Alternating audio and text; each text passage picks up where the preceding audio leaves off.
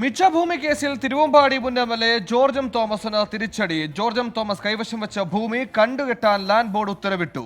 5.75 acre ഭൂമിയാണ് മിച്ചഭൂമിയായി കണ്ടുകെട്ടാൻ ഉത്തരവിട്ടത്. ഇതിൽ പുതിയ വീട് നിർമ്മിക്കുന്ന 35 സെന്റ് ഭൂമിക്ക് ഇളവ് നൽകിയിട്ടുണ്ട്. വിധിക്കെതിരെ ഹൈക്കോടതിയെ സമീപിക്കുമെന്ന് ജോർജ് എം തോമസ് പ്രതികരിച്ചു.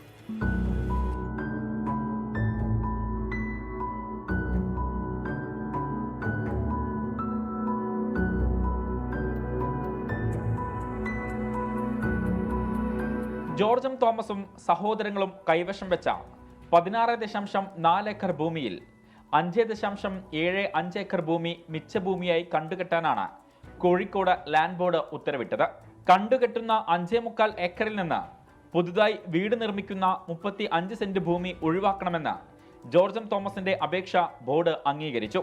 എന്നാൽ ഈ വിധിയിലെ നിഗമനങ്ങളിൽ ചിലത് വാസ്തവ വിരുദ്ധമാണെന്നും ഇതിനെതിരെ കോടതിയെ സമീപിക്കുമെന്ന് ജോർജ് എം തോമസ് പ്രതികരിച്ചു. നിഗമനങ്ങളിൽ ചിലത് വാസ്തവവിരുദ്ധമാണ്, അത് തെറ്റായ നിഗമനങ്ങളാണ്. ആ തെറ്റായ നിഗമനങ്ങൾ വിധിയിലുണ്ടാകുന്നത് രേഖ നിലയിൽ അത് നീക്കം ചെയ്യപ്പെടേണ്ടതാണ്. അതുകൊണ്ട് അതുമാത്രം നീക്കം ചെയ്യുന്നതിന് വേണ്ടി ഹൈക്കോടതിയെ സമീപിക്കണമെന്നാണ് ഉദ്ദേശിക്കുന്നത്. അത് തന്നെ നിയമവിദഗ്ധരുമായി ആലോചിച്ചിട്ട് ശേഷം എടുക്കേണ്ട ഒരു കാര്യമാണ്.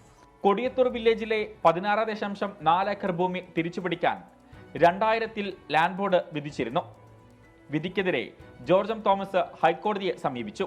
എന്നാൽ അപേക്ഷയിലെ വാദങ്ങൾ പൂർണ്ണമായും തെറ്റാണെന്ന് താലൂക്ക് ലാൻഡ് ബോർഡ് ഓഫീസർ നടത്തിയ പരിശോധനയിൽ വ്യക്തമായി. ഇതോടെ 2000-ലെ ലാൻഡ് ബോർഡ് വിധി നടപ്പാക്കാത്തത് ചോദ്യം ചെയ്ത് സ്വകാര്യ വ്യക്തികൾ ലാൻഡ് ബോർഡ് കമ്മീഷണർക്ക് പരാതി നൽകുകയായിരുന്നു.